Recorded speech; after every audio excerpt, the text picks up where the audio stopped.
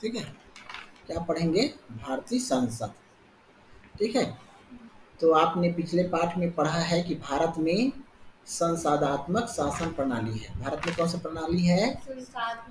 शासन प्रणाली है, जिसमें प्रधानमंत्री तथा मंत्री परिषद सामूहिक रूप से संसद के लिए, संसद के निचले अर्थात लोकसभा के प्रति उत्तरदायी है। किसी भी संस्थात्मक सरकार में संसद सबसे महत्वपूर्ण अंग होता है। कौन होता है सबसे महत्वपूर्ण अंग? संसद। ठीक है, जनता अपने प्रतिनिधि को संसद सदस्यों के रूप में निर्वाचित करता है ना? कौन निर्वाचित करता है उसको? जनता, ये प्रतिनिधि। और ये प्रतिनिधि जनता की ओर से कानून बनाते तथा कार्यपालिका पर नियंत्रण बनाए रखते हैं। ठीक है, कौन बनाते जी? संसद। संसद क्या बनाते हैं? कानून बनाते हैं और कार्यपालिका पर नियंत्रण बनाए रखते हैं। ठीक, प्रधानमंत्री तथा उसकी मंत्री परिषद सामूहिक रूप से संसद के निचले सदन अर्थात लोकसभा के प्रति उत्तरदायी होता है। प्रधानमंत्री तथा उसकी मंत्री परिषद तब तक सभी मामलों में सर्वोपरि होता है जब तक उन्हें लोकसभा का विश्वास प्राप्त होता है। ठीक, संसद केवल लोकसभा चाहे तो प्रधानमंत्री और उसकी मंत्री परिषद के विरुद्ध अविश्वास का प्रस्ताव पारित करके उन्हें सत्ता में अपदस्थ कर सकते हैं। इस प्रकार हमारी संसदीय व्यवस्था में संसद का एक विस्तार है। देखिए, इसके अंतर्गत हम क्या क्या जानेंगे, हमारा क्या उद्देश्य है। तो हम बता पाएंगे कि भारतीय संसद राष्ट्रपति तथा दोनों सदनों से मिलकर बना होता है। भारतीय संसद किससे बना रहता है? भारतीय संसद राष्ट्रपति तथा दोनों सदनों से मिलकर बनती है। राज्यसभा तथा लोकसभा की रचना का वर्णन करेंगे इस पाठ में। भारतीय संसद के कार्यों की व्याख्या करेंगे। भारतीय संसद में विधि निर्माण की प्रक्रिया का वर्णन कर सकेंगे। ठीक है, दोनों सदनों की शक्तियां तथा कार्यों की तुलना कर सकेंगे। दोनों की क्या शक्ति है ना, और यह स्थापित कर पाएंगे कि दोनों सदनों में से लोकसभा अधिक शक्तिशाली है। कौन अधिक शक्तिशाली है? लोकसभा। ठीक है, अब देखते हैं संसद की रचना।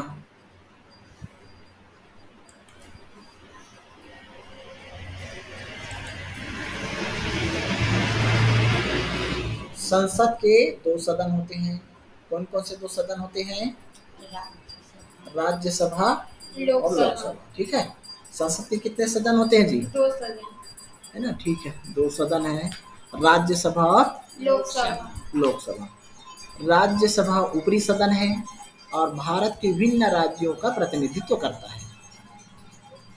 राज्यसभा कौन सा सदन है? ऊपरी सदन, और भारत के विभिन्न राज्यों का प्रतिनिधित्व करता है। जबकि लोकसभा निम्न सदन है। ठीक है, इसे लोकप्रिय सदन भी कहा जाता है। लोकसभा को कौन सा सदन कहते हैं जी? लोकप्रिय है ना, वस्तुनिष्ठ में पूछा जा सकता है। ठीक, क्योंकि यह भारत की जनता का प्रतिनिधित्व करता है। राष्ट्रपति संसद का भिन्न अंग होता है। राष्ट्रपति किसका भिन्न अंग होता है? संसद से, यद्यपि वह किसी भी सदन का सदस्य नहीं होता है।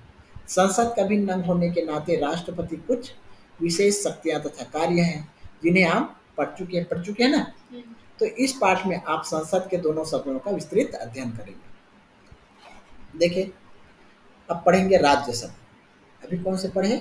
संसद की रचना।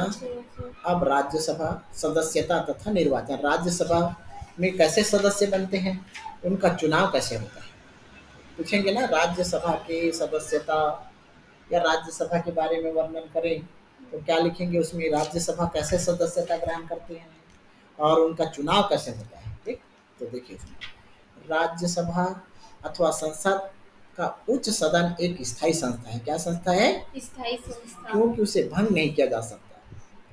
राज्यसभा की सदस्यता 250 से अधिक नहीं हो सकती। कितने नहीं हो सकती जी? 250 है ना। अधिकतम कितना होता है राज्यसभा की सदस्यों की संख्या? 250। इनमें से 12 सदस्य राष्ट्रपति द्वारा मनोनीत किए जाते हैं। है ना, पिछले पाठ में पढ़े ना। जो कौन कौन के क्षेत्र में रहते हैं? कला, साहित्य, विज्ञान, शिक्षक या समाज सेवा आदि के क्षेत्र में ख्याति प्राप्त व्यक्ति होते हैं। मतलब इसको किसके कला के क्षेत्र में जानकारी होना चाहिए, साहित्य के क्षेत्र में जानकारी होनी चाहिए, विज्ञान के क्षेत्र में जानकारी होना चाहिए, शिक्षा और समाज सेवा में जानकारी होना चाहिए। उन्हीं को 12 सदस्य है ना, राष्ट्रपति के द्वारा मनोनीत किया जाता है। ठीक है।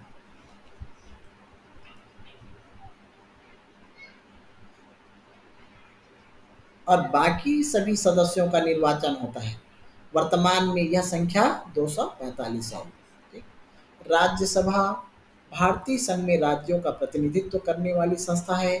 राज्यसभा के सदस्यों का निर्वाचन अनुपातिक प्रतिनिधित्व के आधार पर एकल संक्रमणीय मत प्रणाली द्वारा राज्य की विधानसभाओं के सभी निर्वाचित सदस्यों द्वारा किया जाता है। परंतु सभी राज्यों की सदस्यों की संख्या समान नहीं होती है ना। सब राज्यों के सदस्यों की संख्या एक बराबर नहीं होती है ना। तो उन संख्या राज्यों की जनसंख्या के आधार पर निर्धारित निश्चित की जाती है। इस प्रकार बड़े राज्यों को अधिक तथा छोटे राज्यों को कम प्रतिनिधित्व प्राप्त होता है। जहां उत्तर प्रदेश जैसे बड़े राज्यों को 31 स्थान दिए गए। राज्यसभा में उत्तर प्रदेश के कितने सांसद होते हैं? 31 स्थान दिए गए। ठीक है। वहीं सिक्किम तथा त्रिपुरा जैसे छोटे राज्यों में केवल एक एक प्रतिनिधि भेज सकते हैं। ठीक है। दिल्ली की विधानसभा राज्यसभा के लिए 3 सदस्यों का निर्वाचन करती है, जबकि पांडिचेरी की विधानसभा केवल एक सदस्य भेजती है। बाकी केंद्र प्रशासित क्षेत्रों पर राज्यसभा में कोई प्रतिनिधि नहीं होता है। ठीक। अब राज्यसभा के सदस्य बनने के लिए क्या क्या योग्यता होना चाहिए? ठीक है। देखिए, वह भारत का नागरिक होना सबसे चाहिए। पहले क्या देना चाहिए? वह भारत का नागरिक होना चाहिए। और उसकी आयु कितना होना चाहिए? 30 वर्ष। 30 वर्ष, जैसे आप है ना। और उसे शपथ या प्रतिज्ञा लेना होता है कि वह भारत के संविधान के प्रति निष्ठा तथा विश्वास बनाए रखेगा। ठीक। दूसरा पॉइंट, तो इस प्रकार जन प्रतिनिधि अधिनियम 1951 के अनुसार इसका पंजीयन उस राज्य की मतदाता सूची में होना चाहिए। कहाँ होना चाहिए? मतदाता सूची में, जहाँ से वह निर्वाचन लड़ रहा है। परंतु 2003 में राज्यसभा के लिए निर्वाचन में 2 प्रावधान जोड़े गए हैं। कोई भारतीय नागरिक चाहे वह किसी भी राज्य का रहने वाला क्यों ना हो, राज्यसभा के लिए चुनाव लड़ सकता है। अब कोई भी राज्य को है ना, क्या लड़ सकता है? चुनाव। चुनाव खुली मतदान व्यवस्था द्वारा संपन्न कराए जाते हैं। ठीक है। इसकी अवधि कितने साल की रहती है देखना। ठीक है। राज्यसभा के सभी सदस्यों की अवधि 6 वर्ष के लिए सुरक्षित होती है। कितने वर्ष के लिए? 6 वर्ष के। इसका 1/3 सदस्य प्रत्येक 2 वर्ष के पश्चात सेवानिवृत्त हो जाते हैं। ठीक। वे यदि चाहे तो पुनः चुनाव लड़ सकते हैं, परंतु यदि कोई सदस्य मध्यावधि चुनाव में निर्वाचित होता है तो वह केवल शेष बची अवधि के लिए ही राज्यसभा का सदस्य होगा। इस प्रकार निर्वाचन प्रक्रिया राज्यसभा की निरंतरता सुनिश्चित बनाए रखती है। ठीक है। अब राज्यसभा के पदाधिकारी कौन होता है ना। देखिए, इधर देखना, इसमें सब है, इसमें देखना दिख रहा है इसमें। भारत का उपराष्ट्रपति राज्यसभा का पदेन सभापति होता है। देखिए, भारत का राज्यसभा का अध्यक्ष कौन होता है? सभापति जी, उपराष्ट्रपति। ठीक है। वह राज्यसभा की बैठकों की अध्यक्षता करता है। उसकी अनुपस्थिति में उपसभापति, जिसका निर्वाचन सदस्य अपने में से ही करते हैं, बैठकों की अध्यक्षता करते हैं। उपसभापति को राज्यसभा के सदस्यों द्वारा बहुमत के अविश्वास मत द्वारा अपदस्थ किया जा सकता है, मतलब हटाया जा सकता है ना। परंतु सभापति उपराष्ट्र, इसका सभापति कौन होता है? उपराष्ट्रपति, है ना। परंतु सभापति उपराष्ट्रपति को हटाने के लिए राज्यसभा में उस समय के सदस्यों द्वारा बहुमत प्रस्ताव पारित करके तथा लोकसभा की सहमति से ही हटाया जा सकता है। ठीक है। अगर हटाना होगा तो किसको? उपराष्ट्रपति को ना। उपराष्ट्रपति राज्यसभा का पदेन सभापति होता है। वह राज्यसभा का सदस्य नहीं होता है। वह प्रायः मत देने का अधिकार नहीं होता है, केवल गतिरोध की स्थिति में मतदान कर सकता है। कौन स्थिति में? गतिरोध की स्थिति। गतिरोध क्या है देखना।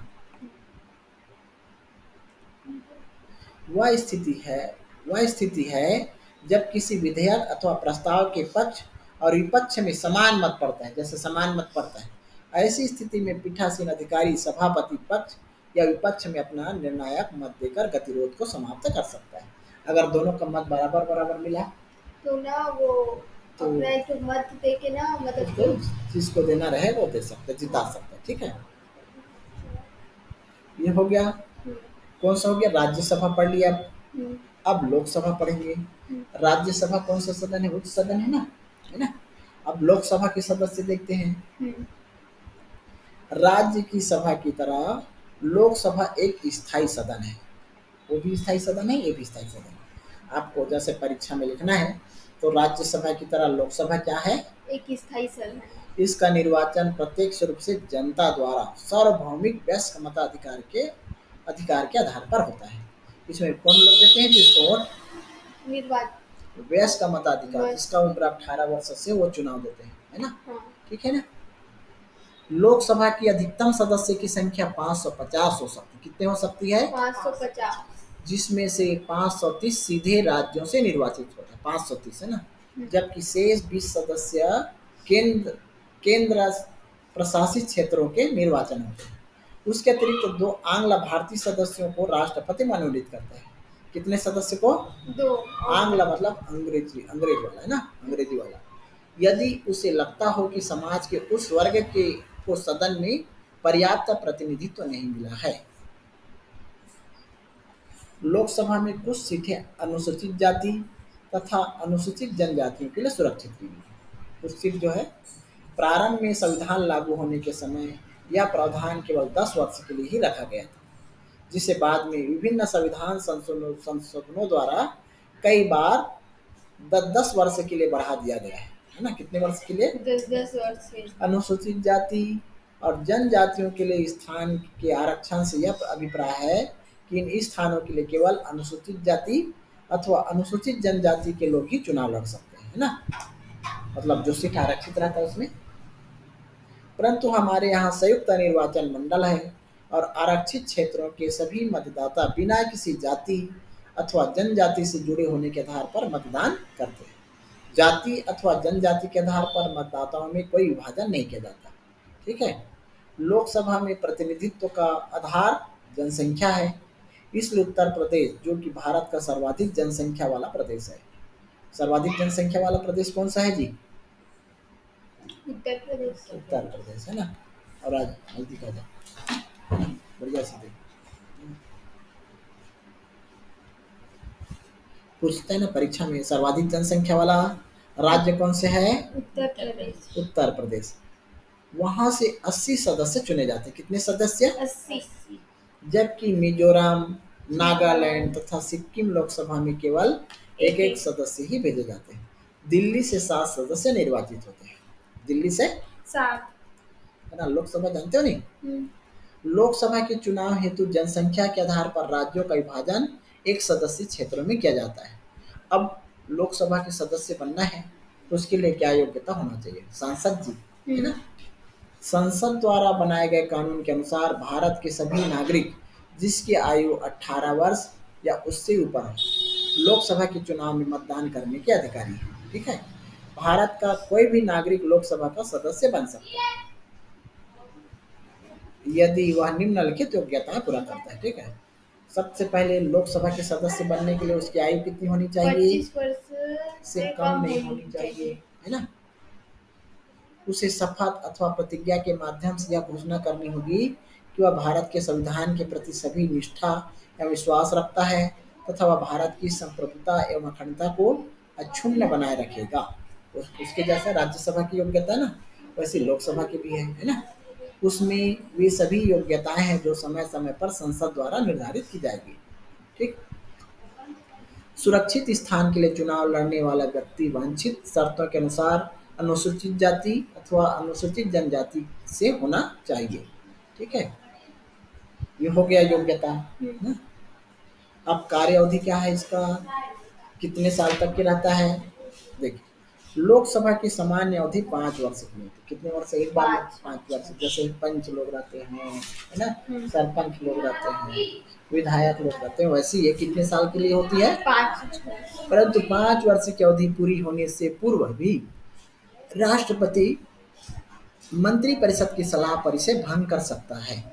राष्ट्रीय आपातकाल की स्थिति में इसकी अवधि 1 वर्ष में 1 वर्ष करके बढ़ाई भी जा सकती है ना? राष्ट्रपति उसको आपातकाल करके क्या कर सकता है? 1 साल बढ़ा भी सकता है। कई बार लोकसभा को उसकी अवधि पूरी होने से पहले भंग कर दिया जाता है ना? जैसे 1998 में निर्वाचित 12वीं लोकसभा 1999 में क्या कर दिया था जी? भंग कर दिया था। अब लोकसभा के पदाधिकारी कौन होते हैं? है ना, पूछा जाता है। देखिए वस्तुनिष्ठ में तो लोकसभा का अध्यक्ष एवं उपाध्यक्ष, लोकसभा के सभापति को अध्यक्ष कहा जाता है। लोकसभा के जो सभापति रहते हैं उसको क्या कहते हैं? अध्यक्ष। उसे सदन के सदस्य निर्वाचित करते हैं। यदि लोकसभा भंग कर दी जाए तो वह जब तक अध्यक्ष बना रहता है, जब तक कि अगला सदन उसके स्थान पर नया अध्यक्ष नहीं चुन लेता, तो उसकी अनुपस्थिति में उपाध्यक्ष जिसका निर्वाचन भी सदन ही करते हैं, बैठकों की अध्यक्षता करता है। अध्यक्ष तथा उपाध्यक्ष दोनों को लोकसभा में उस समय की सदस्यों के बहुमत द्वारा पारित प्रस्ताव से अपदस्थ किया जा सकता है। ठीक है। लोकसभा अध्यक्ष की कुछ शक्तियां तथा कार्य नीचे दिए जा रहे हैं। अध्यक्ष का मुख्य कार्य सदन की बैठकों की अध्यक्षता करना। ठीक है। उनकी क्या शक्तियां देखिए, उन्हें अनुशासित ढंग से चलाना, उसकी आशा के बिना कोई सदस्य सदन में बोल नहीं सकता, या किसी भी सदस्य को अपना भाषण समाप्त करने के लिए कह सकता है, और यदि सदस्य ऐसा न करे तो वह आदेश दे सकता है कि उसके भाषण को अभिलेख न किया जाए। थोड़ा कभी काम हुआ तो आवाज करो, उसको एक बार बता दे रिकॉर्ड हो रहा है। चल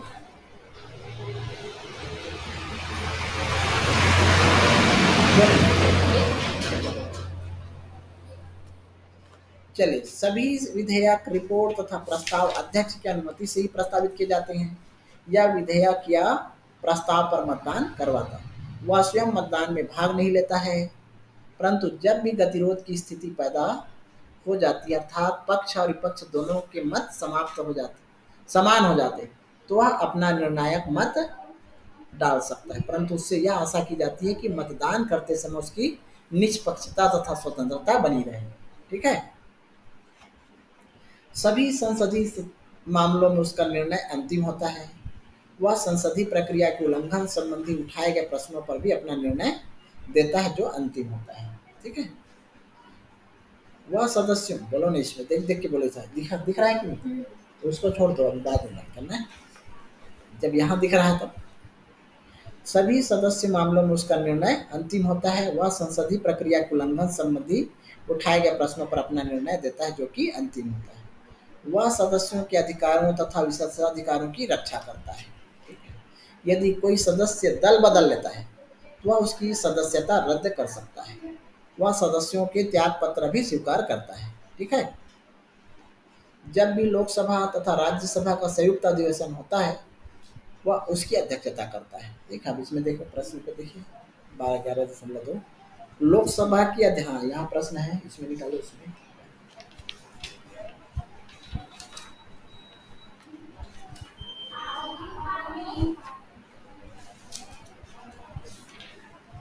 ग्यारह 11 प्रश्न लेते हैं। ठीक है। देखिए यहाँ पर दिया ना, लोकसभा के अधिकतम सदस्यों की संख्या क्या हो सकती है? 250। 250 है ना। ठीक है। किस राज्य से लोकसभा के अधिकतम सदस्य निर्वाचित होते हैं? उत्तर प्रदेश। ठीक है। कितना? देखो 80। राष्ट्रपति द्वारा अधिक से अधिक कितने आंग्ल भारतीय सदस्य लोकसभा में मनोनीत किए जा सकते हैं? 2। 2 है ना, याद है ना? 2। ठीक है। लोकसभा में समाज के किस वर्ग के लिए स्थान आरक्षित किए गए हैं? अनुसूचित जनजाति तथा अनुसूचित जाति, अनुसूचित जनजाति के लिए। ठीक है। लोकसभा के निर्वाचन में मतदान कौन कर सकता है? भारत के सभी नागरिकों जिसकी आयु 18 वर्ष हो। 18 वर्ष हो या उससे ऊपर भी हो, है ना। ठीक है। 18 वर्ष या उससे ऊपर। लोकसभा को कौन भंग कर सकता है? राष्ट्रपति। राष्ट्रपति। याद हो गया ना, ये पूरा उसमें मिला ना उत्तर। ठीक है। इसको देख लेना एक बार, है ना, इसको पढ़े तो समझ में आ गया ना। अब संसद के कार्य क्या है? भारतीय संसद के कार्य एवं शक्तियों को विधायी और कार्यपालिक संबंध। भारत की संसद के कार्य क्या है? विधायी, विधायी, कार्यपालिका संबंधी, वित्तीय वित्तीय, अथवा अन्य श्रेणियों में वर्गीकृत किया जा सकता है। तो विधायी कार्य क्या है? विधायी मतलब कानून, ठीक है। तो बोलता है संसद कानून बनाने वाली संख्या है। क्या है? कानून बनाने वाली सदस्य है ना। पहले के एक पाठ में आपने पढ़ा है कि केंद्र और राज्यों में शक्ति विभाजन किया गया। इसके लिए 3 सूचियां हैं: संघ सूची, राज्य सूची तथा समवर्ती सूची। संघ सूची में वर्णित विषयों पर कानून बनाने का अधिकार केवल संसद को है। कानून बनाने का अधिकार किसको है जी? सिर्फ संसद को, है ना। तो आप जानते हैं कि संघ सूची में 97 विषय है। संघ सूची में कितने विषय हैं? 97। राज्य विधायकों के साथ साथ संसद भी समवर्ती सूची के विषय पर कानून बना सकती है। यदि समवर्ती सूची के किसी विषय पर संसद तथा राज्य दोनों कानून बनाते हैं और दोनों द्वारा बनाए कानून में अंतर विरोध है, तो केंद्र द्वारा बनाए गए कानून को मान्यता दी जाएगी। तो ऐसा कोई विषय जिसका उल्लेख किसी भी सूची में नहीं किया गया, तो ऐसे अविशिष्ट शक्तियां संसद के पास है, ठीक है, स्पेशल शक्तियां, ठीक। तो इस प्रकार संसद के कानून निर्माण संबंधी शक्तियां बहुत विस्तृत है। इसके अंतर्गत सम सूची, समवर्ती सूची तथा कुछ परिस्थितियों में राज्य सूची में वर्णित विषय भी आ सकते हैं, ठीक। अब देखते हैं कार्यपालिका संबंधी कार्य, ठीक है। संसद की कार्यपालिका संबंधी कार्य। संसदीय शासन प्रणाली में विधायिका तथा कार्यपालिका में घनिष्ठ संबंध होता है। किसके किसके बीच में घनिष्ठ संबंध होता है? विधायिकीय तथा कार्यपालिका, विधायिका और कार्यपालिका। तो आपने सभी कार्यों के लिए कार्यपालिका विधायिका के प्रति उत्तरदायी होते हैं। कार्यपालिका किसके प्रति उत्तरदायी होते हैं जी? विधायिका के प्रति उत्तरदायी। प्रधानमंत्री सहित मंत्री परिषद व्यक्तिगत तथा सामूहिक रूप से संसद के प्रति उत्तरदायी होते हैं, ठीक। संसद अविश्वास प्रस्ताव को स्वीकार कर मंत्री परिषद को पदच्युत कर सकती है। भारत में ऐसा कई बार हुआ है। ऐसा 1999 में हुआ जब अटल बिहारी वाजपेयी की सरकार केवल एक मत से लोकसभा में विश्वास मत प्राप्त करने का असफल रही और उसने त्यागपत्र दे दिया। अतः अविश्वास मत या विश्वास मत संसद द्वारा कार्यपालिका पर नियंत्रण बनाए रखने के लिए सर्वाधिक कठोर तरीका है। इसका प्रयोग केवल विशेष परिस्थितियों में ही किया जाता है। नित्य प्रति के कार्यों में भी संसद कई प्रकार के कार्यपालिका पर अपना नियंत्रण बनाए रखती है। कौन जी? संसद ना। अब इसके कुछ इस प्रकार है। केंद्र सरकार से संबंधित मामलों में किसी भी विषय के बारे में संसद प्रश्न अथवा पूरक प्रश्न पूछ सकता है, ठीक है। संसद के प्रत्येक कार्य दिवस का पहला घंटा प्रश्नकाल को होता है। पहला घंटा किसका होता है? प्रश्न को, जिसमें मंत्रियों को सांसद द्वारा पूछे गए प्रश्न को उत्तर देते हैं, ठीक। पहला घंटा किसका? इसका उत्तर कौन लोग देते हैं जी? मंत्री लोग, है ना। यदि सदस्य सरकार द्वारा दिए गए उत्तरों से संतुष्ट नहीं होते, तो वे उस विषय पर अलग से चर्चा करने की मांग कर सकते हैं, ठीक है। संसद कई प्रस्तावों के माध्यम से भी कार्यकारिणी पर नियंत्रण बनाए रखती है। उदाहरण के लिए ध्यानाकर्षण प्रस्ताव, क्या प्रस्ताव? ध्यानाकर्षण प्रस्ताव या स्थगन प्रस्ताव। तो कुछ ऐसे साधन हैं जिनके द्वारा लोक महत्व के तत्कालीन अत्यावश्यक मामले उठाए जाते हैं। सरकार इन प्रस्तावों को बड़ी गंभीरता से लेती है क्योंकि इसमें सरकारी नीतियों की कड़ी आलोचना की जाती है, जिसका प्रभाव जनता पर पड़ता है। किसके पर पड़ता है? जनता पर।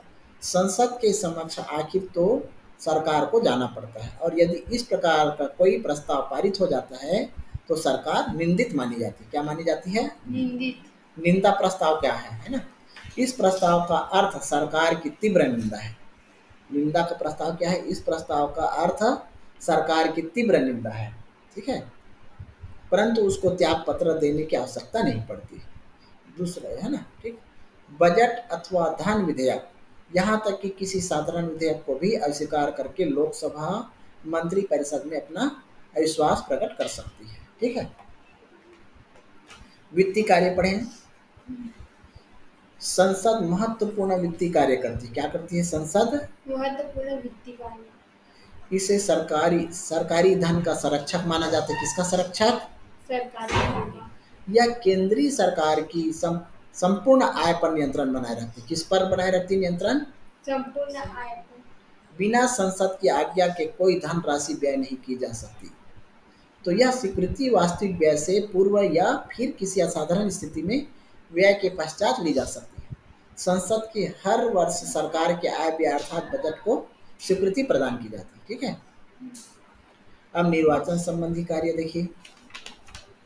संसद के सभी निर्वाचित सदस्य राष्ट्रपति के चुनाव हेतु निर्वाचक मंडल के सदस्य होते हैं। किसके मंडल होते हैं? निर्वाचन मंडल के। मंडल। किसके? निर्वाचन। संसद के सभी निर्वाचित सदस्य राष्ट्रपति के चुनाव होते। किसके चुनाव हेतु? राष्ट्रपति। है ना, राष्ट्रपति के चुनाव होते, निर्वाचन मंडल के सदस्य होते। ठीक है। इसलिए राष्ट्रपति के निर्वाचन में वे भाग लेते हैं। राष्ट्रपति के चुनाव में क्या करते हैं? भाग लेते हैं। वे उपराष्ट्रपति का भी चुनाव करते हैं। लोकसभा अपने अध्यक्ष तथा उपाध्यक्ष का तथा राज्यसभा अपने उपसभापति का निर्वाचन करती है। ठीक है।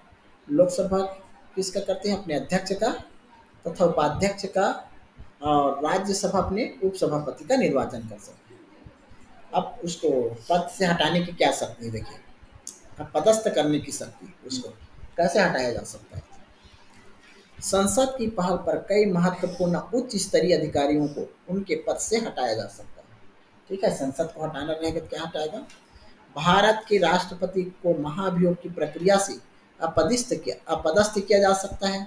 उसको हटा देगा, है ना। हाँ, जिसके बारे में आप पाठ 10 में पढ़ चुके हैं। यदि संसद के दोनों सदन विशेष बहुमत प्रस्ताव पारित करे तो सर्वोच्च न्यायालय अथवा उच्च न्यायालय के न्यायाधीशों को राष्ट्रपति द्वारा पदच्युत किया जा सकता है। ठीक है। अब देखिए, संविधान संशोधन संबंधी कार्य क्या है? संविधान संशोधन कर सकते हैं संसद में, है ना। संविधान के अधिकांश भागों में संशोधन विशेष बहुमत द्वारा किया जाता है, परंतु कुछ प्रस्ताव ऐसे हैं जिनमें संसद द्वारा संशोधन के लिए राज्यों का समर्थन भी आवश्यक है। तथापि भारत के एक संघ राज्य होने के नाते संसद की संशोधन संबंधी शक्तियां अत्यंत सीमित रखी गई हैं। सर्वोच्च न्यायालय ने अपने एक निर्णय में यह कहा कि संसद संविधान का मूल ढांचा नहीं बदल सकती है। तो आप एक अन्य पाठ में संविधान संशोधन संबंधी प्रक्रिया के बारे में हम पढ़ चुके हैं, है ना। विविध कार्य क्या है?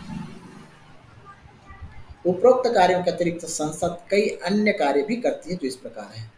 संसद क्या कार्य करती है? देखिए, यद्यपि आपातकाल की घोषणा करने की शक्ति राष्ट्रपति की है, तथापि आपातकाल की सभी ऐसी घोषणाओं की स्वीकृति संसद भी प्रदान करती है। लोकसभा तथा राज्यसभा दोनों की स्वीकृति आवश्यक है। ठीक है।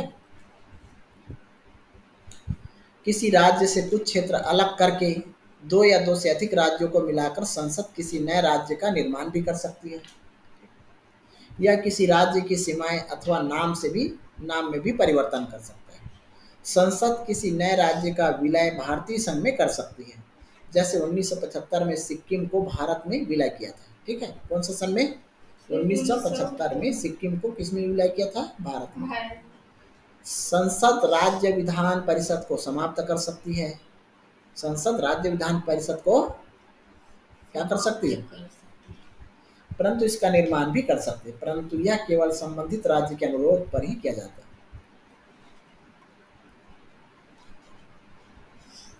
ये हो गया, है ना। ये प्रश्न है, कौन सा प्रश्न है? 11। ये पहला प्रश्न, उन सूची का क्या नाम है जिस पर कानून बनाने का अधिकार केवल संसद को है? तो उस सूची का क्या नाम है जी? संघ सूची। क्या नाम है? संघ सूची। है ना। उन सूची का क्या नाम है जिस पर कानून बनाने का अधिकार केवल संसद को है? संघ सूची। राज्य सूची में उल्लिखित विषयों पर कानून बनाता है राज्य विधायिका। समवर्ती सूची के विषय पर कानून बनाने का अधिकार किसको है? संसद तथा राज्य विधायकों दोनों को। ठीक है। भारतीय संघ में किस नए राज्य के विलय का अधिकार किसे प्राप्त है? संसद को। ठीक है कि ना।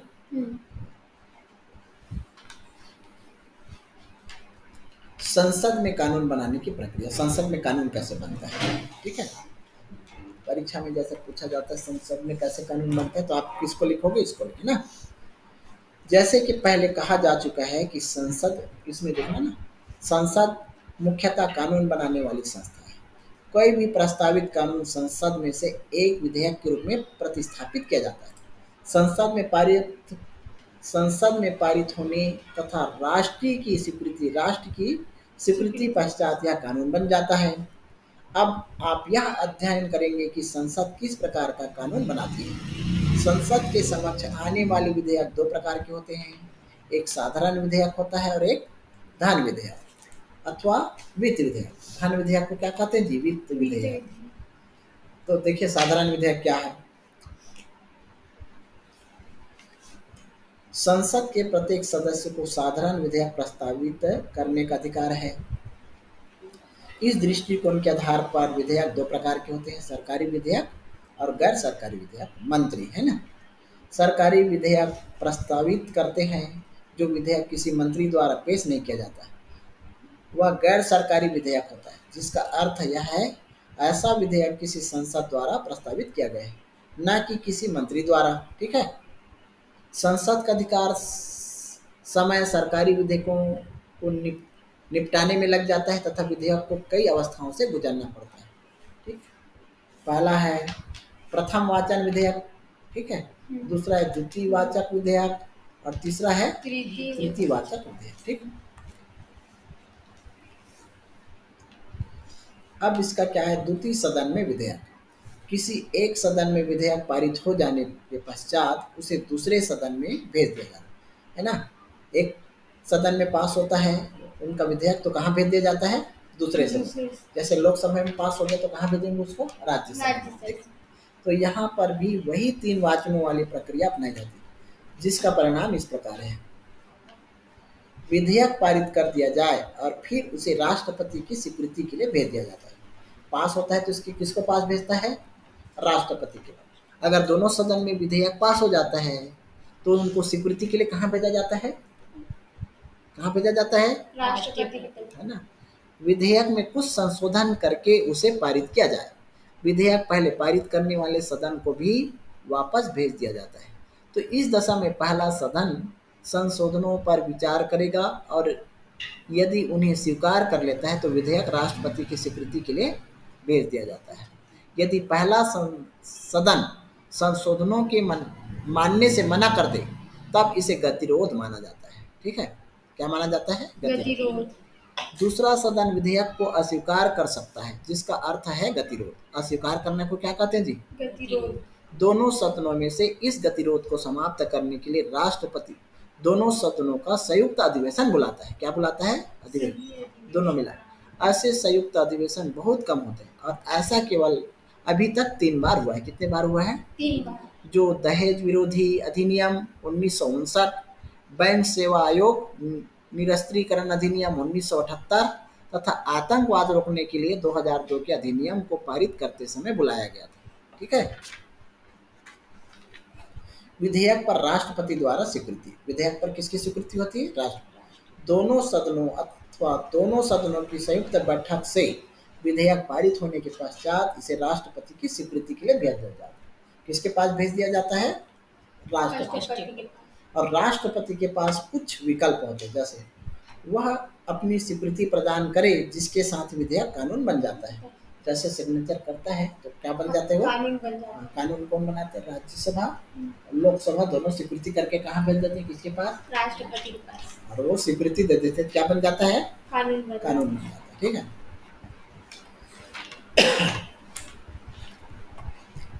राष्ट्रपति स्वीकृति देने से पूर्व परिवर्तन है तो कुछ सुझाव देता है कि कुछ परिवर्तन कर लो, कुछ और देखना है तो देख लो। इस प्रकार से क्या देता है, सुझाव। तो इस दशा में विधेयक इस सदन को वापस भेजा जाता है जहां वह प्रारंभ हुआ था।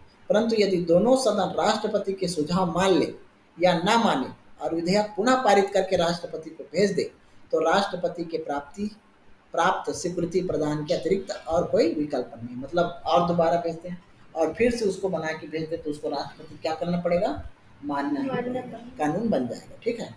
ये हो गया अब धन विधेयक क्या है? धन मतलब पैसा वाला वित्तीय विधेयक है ना।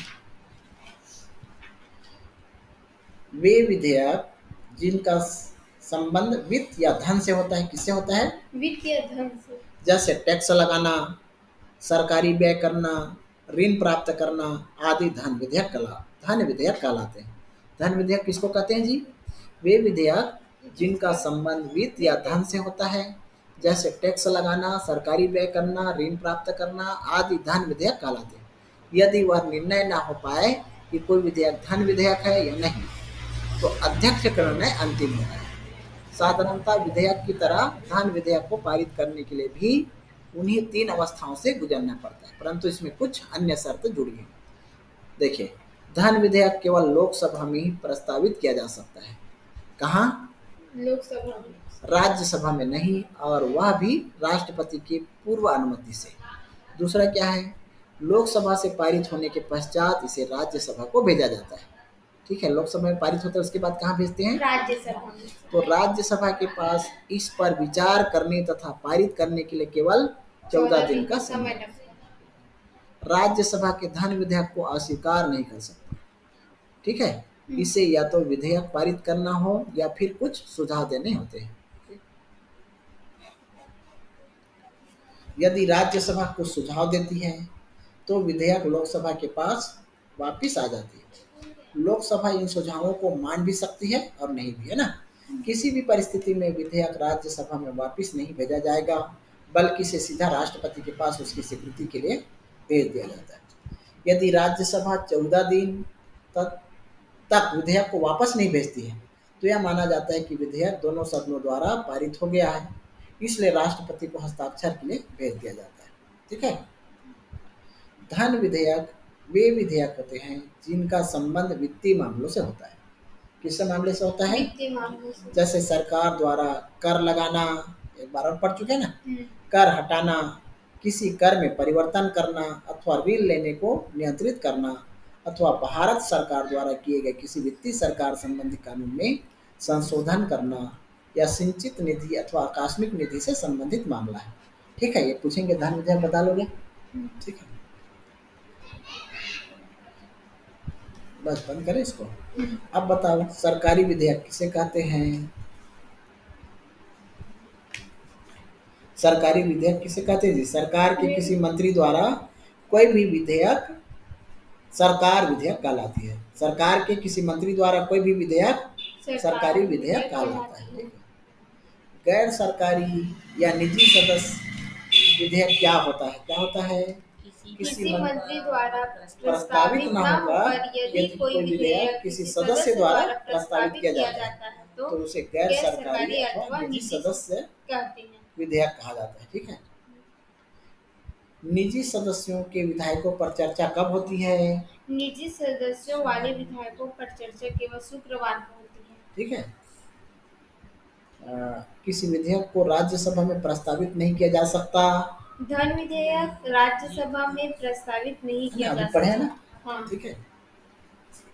संसद के दोनों सदनों की संयुक्त बैठक कब होती है? किसी साधारण विधेयक को पारित करते समय पैदा होने वाले गतिरोध को समाप्त करने के लिए दोनों सदनों की नियुक्ति बैठक बुलाई जाती है। देखिए, किसी साधारण विधेयक को पारित करते समय पैदा होने वाले गतिरोध को समाप्त करने के लिए दोनों सदनों की संयुक्त बैठक बुलाई जाती है। ठीक। संसद के दोनों सदनों की गणपूर्ति क्या है? संसद की कुल सदस्य संख्या 10वां भाग, है ना। संसद के कुल सदस्य संख्या का 10वां भाग। ठीक है। बस इतने पढ़ते हैं, आज के लिए पर्याप्त है ना। ठीक है।